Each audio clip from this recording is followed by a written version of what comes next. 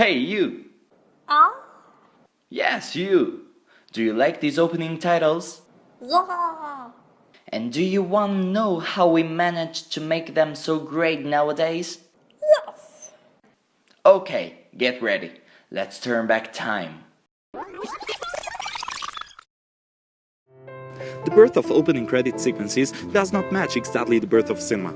In fact, the Lumiere brothers are not interested in getting credit for their clips. The following directors, as Méliès or the young Chaplin, are the ones who start to add title cards outlining title and the name of the filmmaker at the beginning of their movies. Griffith is so interested in showing his name as a director that he puts it everywhere in these cards. However, the workers involved in the realization of the movie are not considered important enough to get credit on screen. The main purpose of the credits in this era is to show the audience what they are about to watch and eventually to distinguish the famous actors. The opening credit sequence is more like a label rather than an introduction for the movie.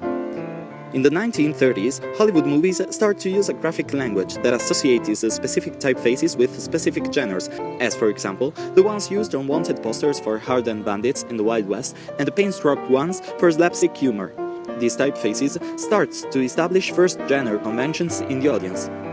The idea of using titles to get people ready for the feature film starts to become a more prominent idea with the implementation of sound, though the background is just a single static image or a short sequence shot of a landscape related to a story.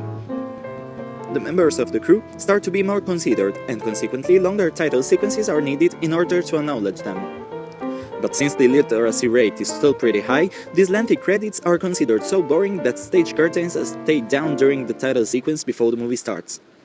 This led in the 50s to the arrival of Saul Bass, an artist who is going to break the tradition of keeping the curtains closed, turning the making of title sequences into an art form. His work broke through the way of considering titles through a smart use of motion graphic and soundtrack. His titles evolve into more complete narratives that establish the mood and the visual character of the movie since its very beginning. The work of the title designer starts to emerge. The number of workers involved in the realization of the movie continues to increase, also because of the pressure by corporate unions, and, to avoid lengthy credits, directors decide to move parts of the title sequences at the end instead of the beginning of the film. This change brings to the birth of closing credits. In the 70s, we start to make a distinction between opening credits, shown with the film scenes, and title sequences, always more elaborated and separated from the rest of the movie. During the 1980s, film titles start to speed up, considering the attention span of the new generation is much shorter and that they are used to faster editing. The importance given to overall effect is bigger than the importance of the information. In 1977, brothers Richard and Robert Greenberg found the R. Greenberg Associates and turned the film title design into an industry. They are the ones who are going to discover in the 90s the young Kyle Cooper, creator of many title sequences such as Seven, Flubber, and the Spider-Man trilogy. In 2003, Cooper founds the prologue.